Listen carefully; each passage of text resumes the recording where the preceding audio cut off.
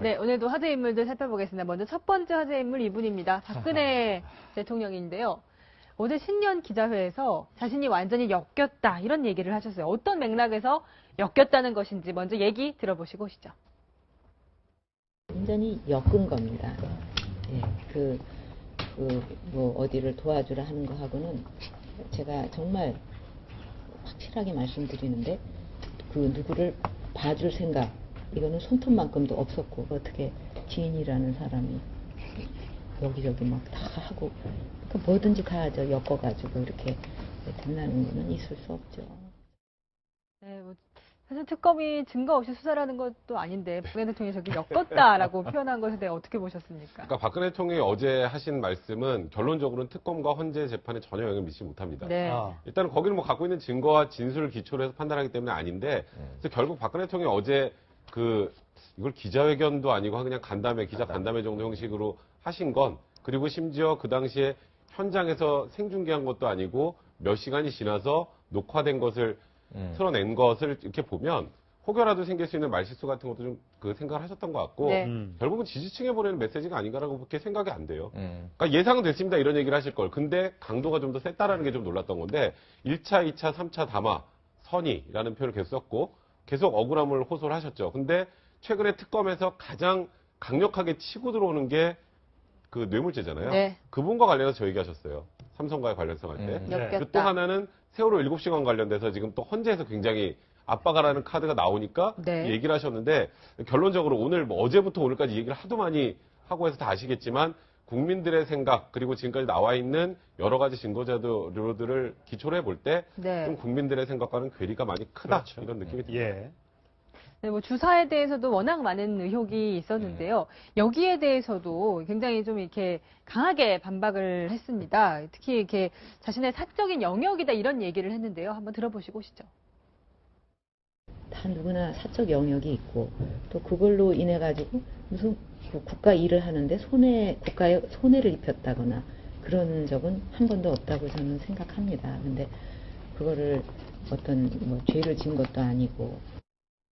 아니 뭐 의무실장을 통해서 또는 뭐 정말 주치의를 통해서 처방을 받고 약을 복용했다면 우리가 왜 문제를 삼겠습니까? 근데 지금 보면 주사 아줌마 들락날락 거렸고 기체 좋아하시는 70대 또 할머니 또 왔다 갔다 하셨고. 그러니까 지금 예. 박근혜 대통령의 인식은 내가 내 호주머니에서 돈 내 가지고 기치료를 받아도 되고 그렇죠? 예. 주사를 맞아도 돼 이런 생각이에요. 예. 우리 국민들 생각은 그거 안 되죠. 네. 공식적인 그 주치의가 있고 자문의가 있는데 예. 이 사람들을 통하지 않고 자기 주머니에서 사적으로 뭐 보안 손님 데려다가 기치료 받고 뭐 그럼 대통령이 아니면 돼요. 예. 그렇지 않습니까? 그런데 국민들의 생각과 그러니까 거리가 어마어마하게 있는 거예요.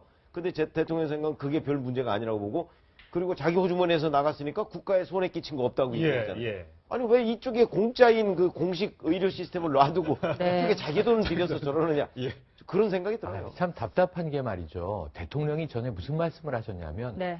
이 1차, 2차, 3차 담화를 잘 보면 본인은 사심은 손톱만큼도 없고 없죠. 모든 것이 오직 국가와 국민을 위해서만 살았다 이렇게 얘기를 하셨고 김기춘 비서실장은 눈을 뜨면 이 일이 시작되는 거고 대통령은 잠자리에 들면 직무가 끝나는 거라 하루 종일 일만 하는 분처럼 얘기를 했어요. 예. 이제 와서 사생활이 너무 많으세요. 제가 보기에는. 예, 그렇군요.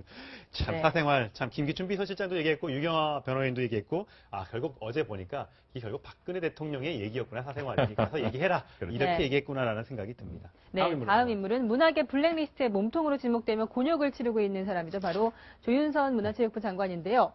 답 없는 병신년 사라질 것. 어디에 쓴 글이냐면 페이스북에 올린 신년사입니다. 이 말뿐만 아니라 뭐 닭이 봉황으로 변하는 일, 국민 행복 이런 단어까지 언급했다고 하는데요. 최영일 시사평론가님 네. 어떻게 보셨습니까? 일단 어제 핵심은 뭐냐면요. 특검이 조윤선 현 문체부 장관을 고발하라 네. 라고 요청을 한 겁니다. 위증 혐의로. 위증 혐의로. 예. 왜냐하면 위증은 다 모른다는 거거든요. 네. 뭘? 블랙리스트를. 나는 블랙리스트를 본 적도 없습니다. 모릅니다. 정말입니다. 이렇게 항변하는 모습을 우리가 계속 봤어요. 심지어는 지금 이혜훈 의원 고소했죠. 네. 바로 얼마 전까지 같은 당에 있었습니다. 물론 이제 지역구를 놓고 이 총선 전에 격돌했던 관계이긴 합니다만 그런데 이제 먼저 고소장을 내셨는데 특검이 위증을 했다 고발하라. 그렇다면 우리가 바로 소환해서 이 부분을 밝히겠다. 그것은 지금 무슨 얘기겠어요? 블랙리스트를 받거나 혹은 만들라고 지시를 했거나 네. 활용했거나 했을 가능성이 높다는 걸 얘기하거든요. 지금 굉장히 페이스북에 쓴 글을 저도 쭉 봤는데 모호하게 쓰셨어요.